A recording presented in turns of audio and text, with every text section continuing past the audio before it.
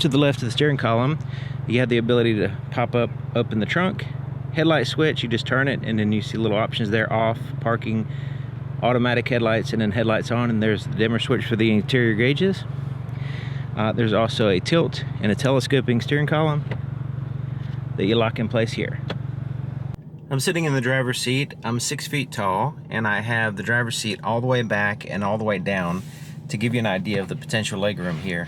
And this is too far back for me to drive. I could barely touch the pedals here. So if you're over 6 feet, should be no problem. And you basically have no room in the back seat anyway. So either way, it's not a big deal. So I would have to pull it up, you know, a good maybe 4 or 5 inches really for me to drive and push the accelerator and brake pedals safely and all that stuff. Now there's plenty of room here and here as well. I hadn't had any problems with you know, having my leg rest on anything that's uncomfortable. This is soft over here, but it's kind of angled this way, so it doesn't really get in the way anyway. So I think that's well done. The steering wheel is really nice looking. It has these little dimples here, stitching there on the inside, and it's not like a regular round steering wheel. It has a little contour to it. Flat here on the bottom. Very comfortable, and it gives in the hand in most areas, kind of rubbery soft in a way. And yeah, just very comfortable. Now down in here is kind of stiffer than other parts, but man, it is a really nice steering wheel. It looks good, feels good, very functional, and the grips are good. Like it doesn't have too much stuff in your way. You know, there's a spot here that gets in the way, but you know, where I usually hold the steering wheel, it's all open. Some vehicles have like different spokes in different places and just kind of gets in the way based on my normal driving habits. This one's absolutely fine. And also it has this textured carbon fiber look plastic that looks really good. It feels good, and you know, it does a good job of replicating, you know, if you're gonna have fake carbon fiber style, then this looks pretty good, and it's textured as well. So it does have the paddle shifters here on the back of the steering wheel, so when you put it in manual mode over here, you can use that to shift through the gear ratios if you'd like. So here on the left side is the cruise control. One button, press that, it sets it, turns the system on and everything. Now you actually have 2 separate buttons. If you just want regular cruise control without the adaptive cruise control radar system, you can hit this button, but this turns on that, the adaptive cruise control, which is pretty much superior in most situations. It's just so much more convenient. And then lane keep assist system, you can turn it on here. You can set the distance between you and the vehicle in front of you, press this button. This mode right here is for changing through the drive modes, and this shows up on the screen. I'll get to it in just a second. And then you have you know, your pause and resume, you know, cancel and resume button for the cruise control here as well. Here on the right side is the volume for the radio. You can change to the tracks as well. You can also make selections here on the screen. So this up and down corresponds with this as well as the radio, and you can make selections here. And then you have the voice recognition. You also have this button for changing the steering feel. And once again, I'll show you that in a second because everything's on the screen. Wiper controls are here, and then the turn signal's there. And of course, your dimmer switch and everything is there as well. Okay, so this screen, very interesting. It has different views and a lot of different information on it. And it looks really well done. The resolution, the colors, everything is really well done. It's a little bit of a glare on my camera. I don't see it with my eyes, but the camera's picking up a glare. It is really, it is a gloss surface, but you can see it just fine in real life. Okay, so let's go over some of these buttons here. So the drive mode is right here. So when you go through the drive mode, when you select down, you can see everything goes away, and you have this big animation that's going on. So you have normal, you got sport, track, drag strip, slippery surfaces, and then a custom mode, which you can customize on the screen.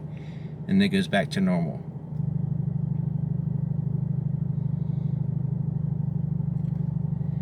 Here on the right side, when we press this button to adjust the steering feel, it pops up here on the screen, and you have 3 different options. One is normal, one is lightweight, and one is more stiff for sportier steering. I prefer the lightweight. It's not really that light to begin with, but even in the light mode, so I prefer that. Alright, so let's go ahead and change the way this looks. So right now we have the tachometer here, engine coolant temperature. This right here showing the status of the lane keep assist system and the adaptive cruise control. On the right side, digital speedometer with a like analog style fuel gauge here. And then in the center is just customizable information. Right now it's showing the trip. Also, you see these little icons right here. Those show the status of the system. So right now I got the steering set to feather light, the suspension is normal, and the exhaust is normal. And so you can actually quiet the exhaust. So I'm gonna go ahead and do that. You can see it has a little speaker there that's turned off. So let's go ahead and change this view, and I'll show you how we do it on the screen in a second. Actually, go ahead and show you now. Yeah, under the My Mustang settings, which I have a shortcut here, you can go here to cluster theme. It'll actually show you here on the screen what it looks like. So you can match to drive mode, but let's cycle through them here. So this is normal, sport, and we can change the colors. I have it like pink and green and stuff like that, but you can change those colors. Track, that looks pretty cool. So it has the RPMs there at the top, the tachometer nice and big. That's the focus if you're on the track. And then a comm screen, which is kind of small and it's okay, I guess. But this is one of my favorites here. It's the Fox Body Mustang. 87 to 93 Fox Body Mustang look. So it gives you that traditional look. Now we still have the stuff in the center, which kind of disconnects a little bit from the original style, but because you know sometimes that center information has all kinds of different things like tire pressure and stuff. This is none of that you would have seen back in the day on a Fox Body, but it still gives you a pretty close similar view to the Fox Body. So let's go here to go back to normal here, and this button here, up and down, this is what I was doing to change that center information. So gauge detail, Mustang status, and that shows you the like quiet exhaust, that kind of stuff. Driver assistance, that's for lane keep assist system and adaptive cruise control, and then it goes back to your trips, trip 1 and trip 2, and then your fuel economy, tire pressure. All this stuff could be monitored here in the center. You just select the one you want. Everything's is in real time, so you can see that vacuum boost pressure or vacuum is showing up here. So this center screen, I think I've had some issues with it being unresponsive. I had to restart the vehicle. I've had issues with the screen being blank and not working until I restart the vehicle. So probably like 1 out of 6, 1 out of every 8 times I start the vehicle, it has an issue, an actual software issue. So they'll probably have to update this, and it'll probably work out all the kinks. And it can update without you going to the dealership and stuff like that. So that's good. But the flow of the system, how you use it, is it could be a little bit better, because this is the home screen here, and it has the map, it has the Bluetooth, and it has the phone here. So this is basically the audio source here, and then there's your phone. And then you have settings, features, and apps. So this is the home screen. You notice you have some buttons down here for the climate control, temperatures, seat control. Seat has a heated and cooled seat system, and heated steering wheel as well. But you have to, if you make a selection. So let's go to the features tab. Now we have driver assistance, or we can go in there to settings, My Mustang, which is also controlled down here with this little Mustang here. You can edit your favorites, and then you can go to an owner's manual. But you notice there's no way right now to go to, say, the media, right?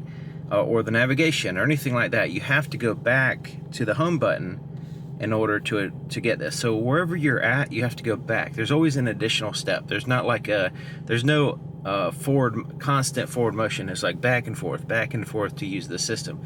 Not a huge deal once you get used to it, but it could be designed a little bit better where there's not to where there's a little bit of more redundancy to where you can get to places without going back and forth, right? So let's look at the settings here. Also the sidebar here, you notice this is kind of in the way sometimes. It's covering up some of the tiles here. Now on the navigation map, you can make it go away. Once again, we have to go back. The apps, it's basically talking about Android Auto, Apple CarPlay type stuff. Let's go to the navigation map here, and now you can hit that to make that sidebar go away, which is good. You can do searches and all that stuff here, pick favorites. You can also zoom in and out, that kind of stuff. And it has a really good map system. It looks good, it's clear, you know, very well done, day or night. There's the different options here. Let's go back to the home button, and then let's get the audio sources here. AM, FM, satellite radio, and Bluetooth. And once again, we have that little sidebar there, which can come in handy, but sometimes it gets in the way. And then your phone, you can connect multiple phones, and it'll work on a priority system based on the ones you have set priority over the others. And the climate control, when you hit this, it pops up here on the screen, and you can make selections. But you notice it's not everything on the screen. The fan speed is still down here, still pop. You have to hit that. Oh no, that's not it. Next to it, there we go. Now it pops up, and now you can control it here. Seat controls pops up, you control it here.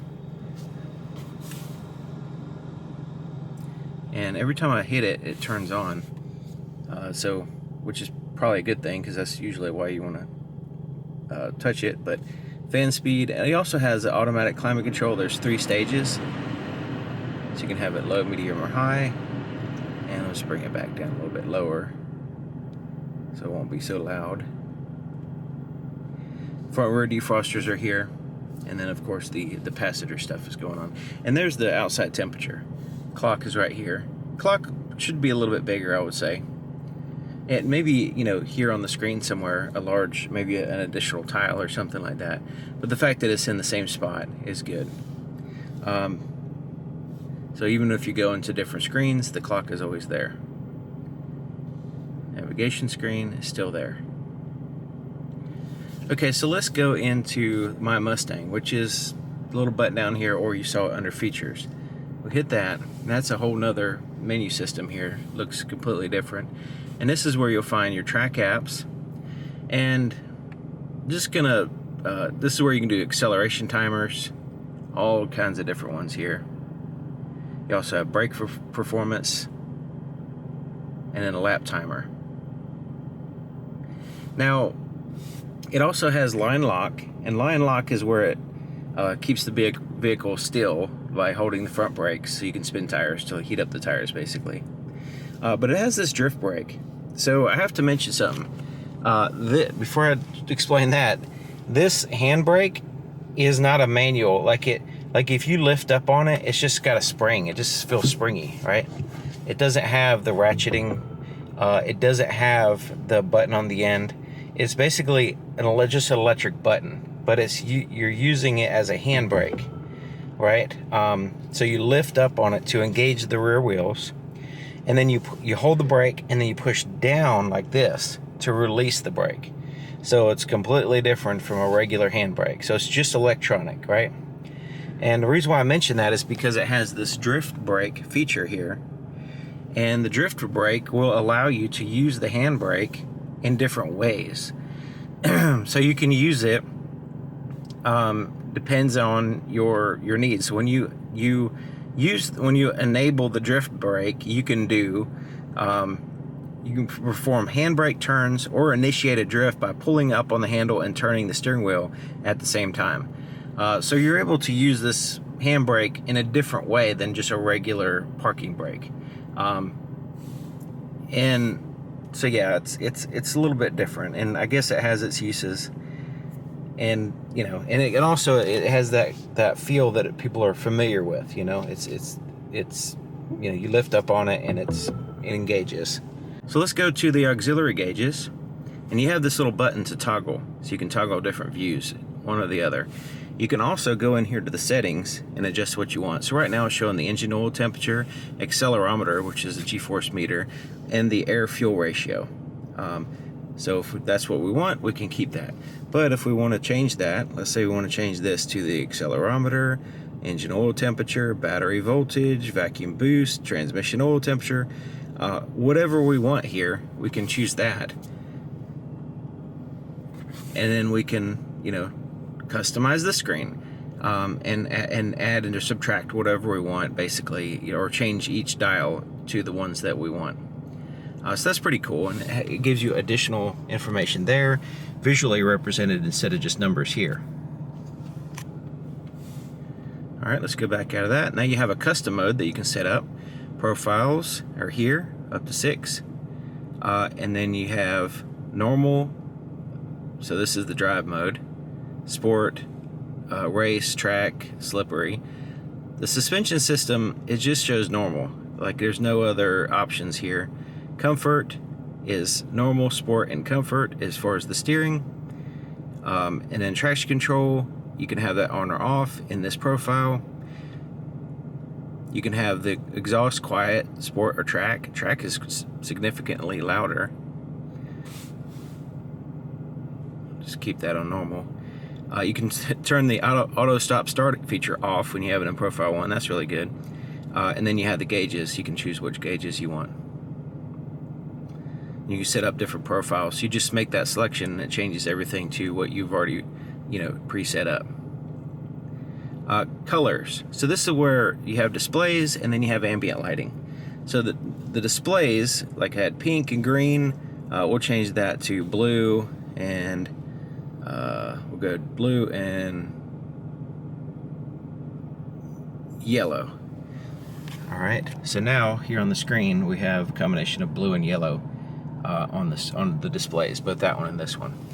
Now the ambient lighting, this is what you would see like in the floorboard and the doors and stuff like that. We can adjust the brightness and we can change the color. And I show that in the night video if you want to check it out. Can't really see anything during the day as far as those colors. And then we already saw the custom screen here that for this over here, the gauges. So over here we have the exhaust mode. So we have the quiet, normal, sport, and track. So it seems like these are basically the same, but it's a different. I like the quiet, especially it has the ability to go into your settings and make it to where it'll start up quiet, because it's kind of loud when it first starts up. If you like it loud, then you can just leave it on there. Okay, so down here we saw the start button. This is the volume for the radio. You can also turn it off as well. The stop start feature or idle stop, you can turn it off, which I normally do because it's really annoying. This is the shortcut to go to the when you hit that, it goes to this screen, you know, my Mustang screen, which all the track stuff and all that stuff. Traction control, you can turn it off here. Default is on. 4-way flashers are here. This is a customizable button, which I have it set up to change the exhaust mode to quiet, because when I first start the vehicle, it's loud, so then I hit that button and it makes it quiet, and then you have the front defroster. And it's surrounded by all this. I like the way it has this little ledge right here, so you can kind of rest your finger and make selections. Really well done. Same thing with this little ledge here with the screen. Sometimes you're reaching out and you want to steady your arm, especially if you're driving. This little ledge here and here is good, and it's all textured with that carbon fiber style. Okay, so there's USB ports, 12-volt power supply. See, it's a USB-C and USB-A. There's a wireless charger here, and it actually works pretty good. I can actually put my phone with the case here and charge the phone, and it does a pretty good job. Holds it in place nicely, and it actually charges it with the case on. Now, you might have a passenger. Well, they can put their phone here. So you have two places to kind of put phones here. And let's say you just don't want to charge your phone, you can put it there, and it keeps it in a good spot. And also, this is rubberized. You can take this out, clean it, put it back in. And it has this little Mustang silhouette here on the underside.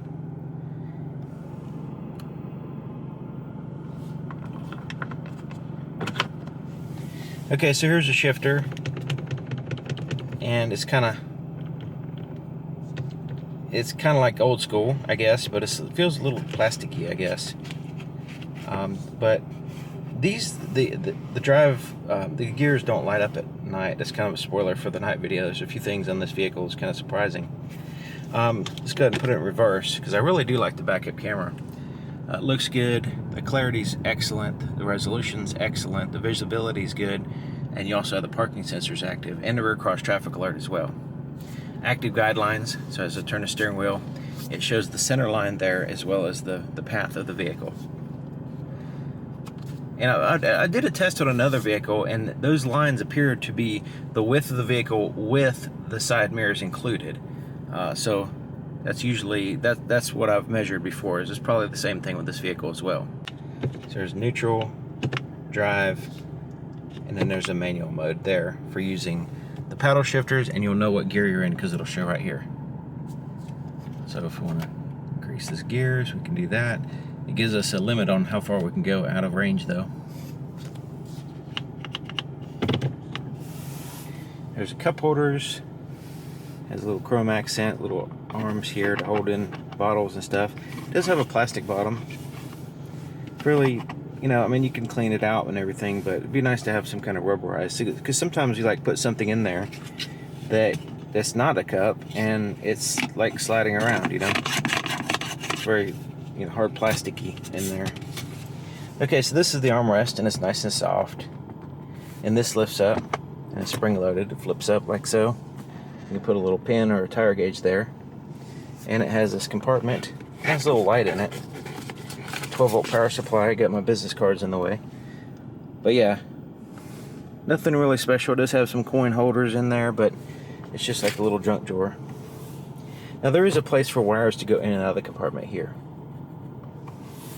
The rear view mirror is an auto dim rear view mirror, and you can tell it's auto dimming right now because I have this shade over the light sensor, which is here on the right side back here.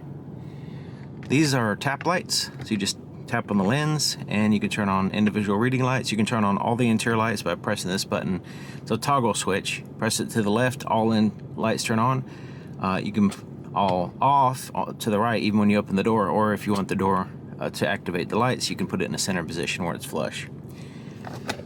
Put some shades in here, and it has it's like a felt lining on the inside, even in this area here. All that's felt lined, even here on the sides, everywhere. Some vehicles have it like a foam or a felt lining just here, but not here. It's kind of interesting. This one's completely covered. So the visors are a black cloth, very similar to, they're exactly like the headliner here. There's a little clip there. Mirror with lights. It does have the home link garage door opener control. Actually push the button. It's trying to send a signal now, but it also slides over. Not the best coverage in the world because it's kind of small, but it's okay. Basically a very similar thing going on over there on the passenger side. Visibility is actually pretty dang good because you have those pillars there, but you got these little windows, and compared to like a Challenger or whatever, this is like way better. You can see out pretty good. No headrest to get in the way and all that stuff. It has little hooks there on that pillar. Hang some clothes or whatever. I wish the seat belts were adjustable, but it's a little bit of an issue for me. So this screen kind of gets some fingerprints on it, as you can tell. I wiped it before I demonstrated the screen. Now it's covered in fingerprints. But if you have a cloth handy, then you can just wipe it. And unlike some vehicles, even when it's on like this, you can wipe it down and it doesn't just automatically start pressing every button on the screen. Apparently it knows when it's being wiped or something.